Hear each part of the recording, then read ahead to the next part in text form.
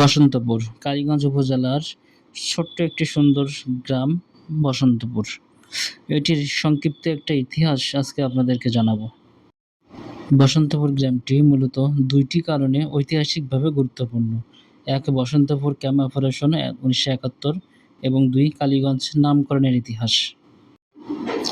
Operation 12 June 1971 Basantapur গ্রামটিতে Bangladesh Bharat সীমান্তে ইছামতি ও কালিন্দী নদীর সংযোগস্থলে অবস্থিত এখানকার বিওপি সংলগ্ন চন্দ্রদের দোতলা বাড়িতে পাকিস্তানি সেনারা সবসময় গুরুত্বপূর্ণ ও শক্তিশালী ঘাঁটি তৈরি করেছিল, কারণ বিপরীত পারেই ছিল ভারতের দক্ষিণ 24 পরগনার হিঙ্গলগঞ্জ থানা বাজার ও BSF camp.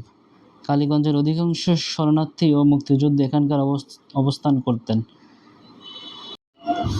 12 June 1971 captain M Nurul Huda পরিকল্পনায় রাতে 80 জন মুক্তিযোদ্ধা নৌকাযোগে ইছামতি কালিন্দী পার হয়ে হারোদ্দা কলঘরের কাছে উঠে ভেড়িবাঁধের নিচে দিয়ে পাক সেনাদের ঘাঁটিতে অতর্কিত হামলা করেন। ফলাফল: 20 জন পাক সেনা আহত, 60টি রাইফেল, 2টি এলএমজি ও বেশ কিছু গুলি মুক্তিযোদ্ধাদের হস্তগত হয়। মুক্তিযোদ্ধাদের কোনো ক্ষয়ক্ষতি হয়নি। এটি ছিল অঞ্চলের প্রথম ও সফল অপারেশন। এই সাফল্য মুক্তিযোদ্ধাদের পরবর্তী যুদ্ধে জয়ের ব্যাপারে আশাবাদী করে তোলে। তবে অপারেশন পরেও পাক বাহিনীকে সম্পূর্ণ হটানো যায়নি। অপারেশনে অংশগ্রহণকারী যারা ছিলেন: লে মাহফুজ আলম বেগ, মেজর লিয়াকাত আলী ও হাবিলদার সোহবান, নায়েব সুবেদার গফুর, আব্দুল হাকিম শেখ, ওয়াহিদুজ্জামান শেখ, নাসির উদ্দিন, আহতাব রহমান ও আকবর হোসেন, আব্দুল বারেক, আলাউদ্দিন প্রমুখ। রাজা প্রতাপাদিত্যর পতনের পর বাজিতপুর পরগনা নদিয়া রাজার হাতে যায়। পরে চাপড়ার রাজা কৃষ্ণরাম 1705-1729 সালে এই পরগনা খরিদ করেন। এরপর কলিকাতার দেবনারায়ণ ঠাকুরের হাতে যায়। তার বংশের কানাইলাল ঠাকুর নারায়ণপুরে কালী প্রতিষ্ঠা করেন। সেই কালী থেকেই কালক্রমে কালীগঞ্জ নামকরণ করা হয়। অন্য 10টা গ্রামের থেকে এই গ্রামের কিছুটা ভিন্নতা কিন্তু আপনি দেখতে পাবেন।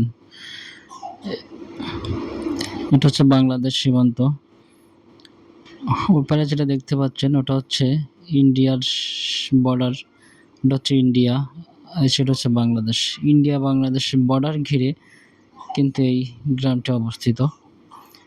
ওটা দেখতে পাচ্ছেন ইন্ডিয়ান ক্যাম্পের দৃশ্য। আর বিকাল টাইমটা, এই যে সময়টা অনেক সুন্দর।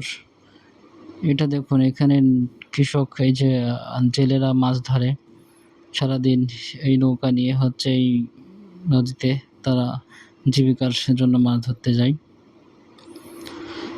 বিকাল টাইমটা কিন্তু এই গ্রামটা অনেক সুন্দর দেখা যায়, সুন্দর উপভোগ করা যায়। এখানে অনেক পর্যটকও আসে, বিভিন্ন জায়গা থেকে এখানে দেখতে আসে পর্যটক। আর বিকাল সূর্যাস্ত যখন যায়, গ্রামটি আসলে অনেক সুন্দর, নদীটি সুন্দর। এক কথায় গ্রামটি অসাধারণ। ছোট্ট একটি গ্রাম, কিন্তু খুবই সুন্দর। এখানে আমরা আজকে 3 জন বেড়াতে আসলাম। আমি সহ আমার 2 বন্ধু ছিল, দেখে আসলাম।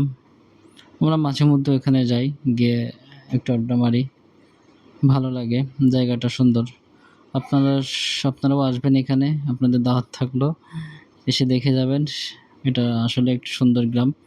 আর এই গ্রামের ইতিহাস তো যতটুকু পারলাম তুলে ধরলাম সংক্ষিপ্তভাবে। তবে সবাই ভালো থাকবেন, সুস্থ থাকবেন। আজকের মতো এখানেই।